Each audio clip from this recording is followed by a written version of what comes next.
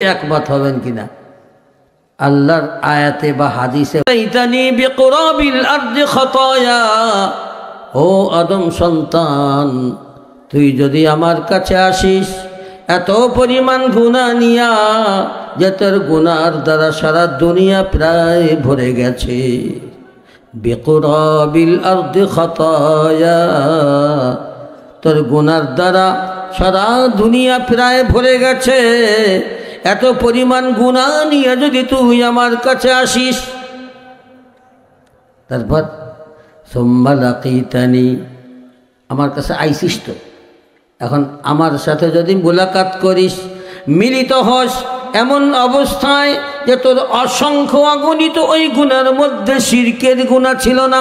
সুম্মা লাকিতানি লা তুশরিকু বি শাইআ, সুম্মা লাকিতানি লা তুশরিকু বি শাইআ।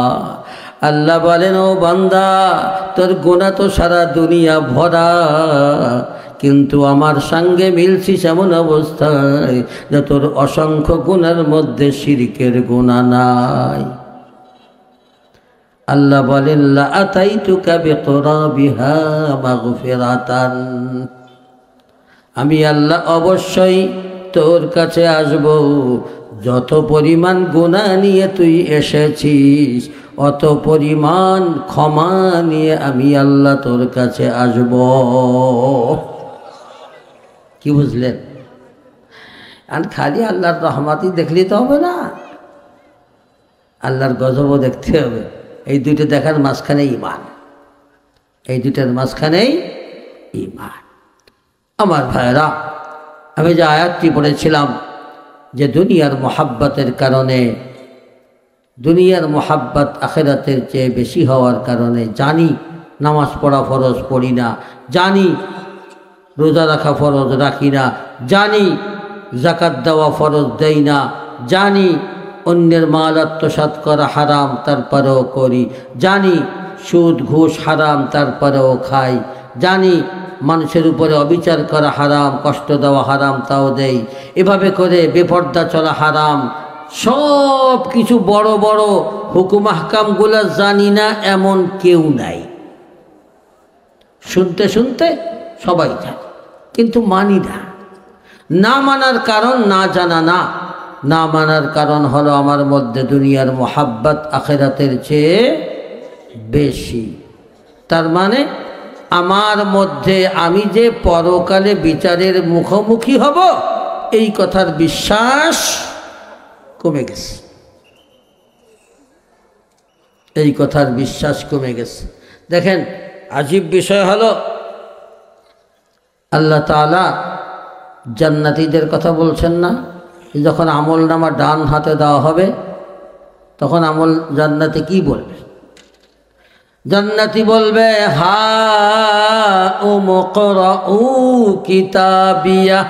খুব খুশি তো, মানে এমন খুশির খুশি আমি আপনাদেরকে যতই বুঝাই সেই খুশি বোঝানো যাবে না, কারণ সেটা হলো অনন্তকালের জীবনের শান্তি, যেই শান্তির মধ্যে অশান্তি আর দুঃখের নামগন্ধও নেই।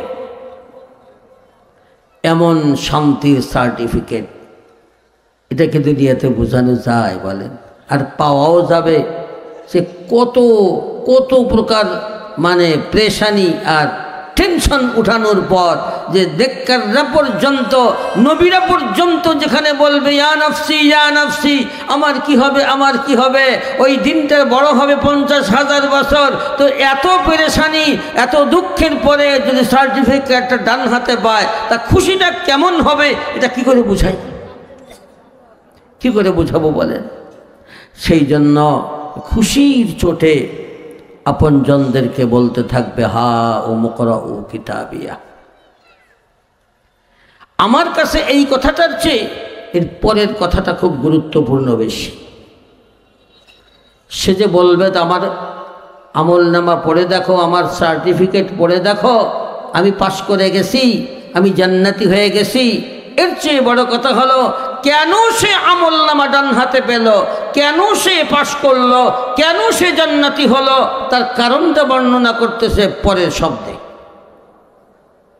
বলতেছে ইন্নী যানানতু আন্নী মুলাকিন হিসাবিয়া, ইন্নী যানানতু আন্নী মুলাকিন হিসাবিয়া, আমি আমল নামা এজন্য ডান হাতে পেয়েছি, আমি আজ এজন্য পাস করেছি, আমি আজ এজন্য জান্নাতি হয়েছি যে আমার দুনিয়াতে জানান্ত, আমি বিশ্বাস করতাম, জানান্ত মানে তায়াক্কান্ত, আমার বিশ্বাস ছিল, আমার একেবারে এমন বিশ্বাস, বিশ্বাসের উপরে বিশ্বাস ছিল, আন্নী মুলাকিন হিসাবিয়া, যে কোনো কাজ করি না কেন, যে কোনো কাজের কাছে আমি যাই না কেন, আমার বিশ্বাস ছিল আমার এই কাজগুলি আল্লাহর দরবারে সব লিপিবদ্ধ থাকতেছে, এর বিচার হবে, এর হিসাব নিকাশ হবে, আমি হিসাব নিকাশের সম্মুখীন হব, এই কথার ইয়াকিন আমার অন্তরে ছিল, যার কারণে আমি দুনিয়াতে ওটাকে বুঝে শুনেই চলেছি। যখন মানুষ অন্যায় করে, খালি যদি এই কথাটা খেয়াল করে যে আমি অন্যায় করতেছি, এটা তো আমি করতেছি আর কেউ দেখতেছে না, তা তো না, আল্লাহও দেখতেছে, ফেরেশতারাও লিখতেছে, আর সাথে সাথে আমার অঙ্গ প্রত্যঙ্গ সাক্ষী আছে। এখন এটা হিসাব হবে, হিসাবের মুখোমুখি হওয়া লাগবে এমন একজন মালিকের, সেটা হলো মালিকুল মুলুক, বাদশার বাদশাহ, বাদশার বাদশাহ, যার কথার উপরে কারো কথা চলে না, সে চাইলে মানুষ কথাও বলে না। আল্লাহর সামনে যখন বান্দা বসা থাকবে কিয়ামতের ময়দানে, আল্লাহ বলেন লা ইয়াতাকাল্লামু, কেউ কথা বলতে পারবে না, ইল্লা মান আযিনা লাহুর রহমান, আল্লাহ যাকে অনুমতি দেবেন সেই ছাড়া কেউ কথা বলতে পারবে না। এজন্য মনে রাখতে হবে এটাই, দুনিয়ার যে কোনো জাস্টিসের সামনে আমরা থাকলে, বড় অফিসারের সামনে থাকলে খুব আদবের সাথে বসার চেষ্টা করি। মনে রাখবেন আল্লাহর সামনে যখন থাকবে আদব এমন হবে যে আপনি টু শব্দটাও করতে পারবেন না। এই কথা মানুষের মধ্যেও তো একটু ফিসফিস শোনা যায়। সারা দুনিয়ার মানুষ আর জিন থাকবে কিয়ামতের ময়দানে, টু শব্দও নেই, টু শব্দও থাকবে না, যেখানে আল্লাহ হবেন বিচারক। কথা বোঝেন নাই? এই কথাটা যদি বিশ্বাস থাকে খালি, আর আল্লাহ এই কথাটার বিশ্বাস অন্তরে ঢুকানোর জন্য, দেখেন আল্লাহ তো ব্যবস্থা নিছে, আমরা যদি ব্যবস্থা কাজে না লাগাই তাহলে দোষ তো আর আল্লাহর না। খেয়াল করেন, প্রত্যেক নামাজের প্রত্যেক রাকাতে পড়া লাগে মালিকি ইয়াউমিদ্দিন, পড়া লাগে না? মালিক আল্লাহ, তুমি প্রতিদান দিবস,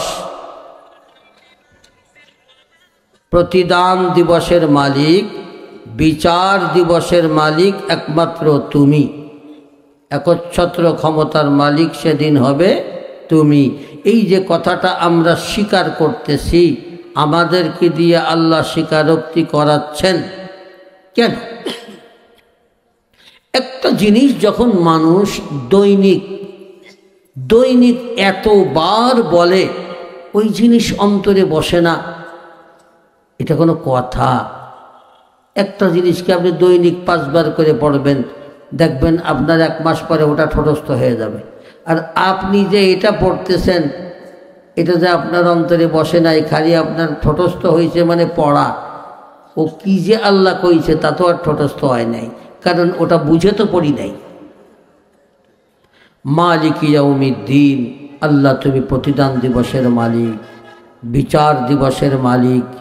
এই কথাটা যত বুঝে পড়ব তত অন্তরে পরকালের বিশ্বাস জন্ম হবে, আল্লাহর সামনে দাঁড়ানোর ইয়াকিন পয়দা হবে, আল্লাহর ভয় অন্তরে সৃষ্টি হবে, আর অটোমেটিক দুনিয়ার মোহাব্বত কমতে থাকবে।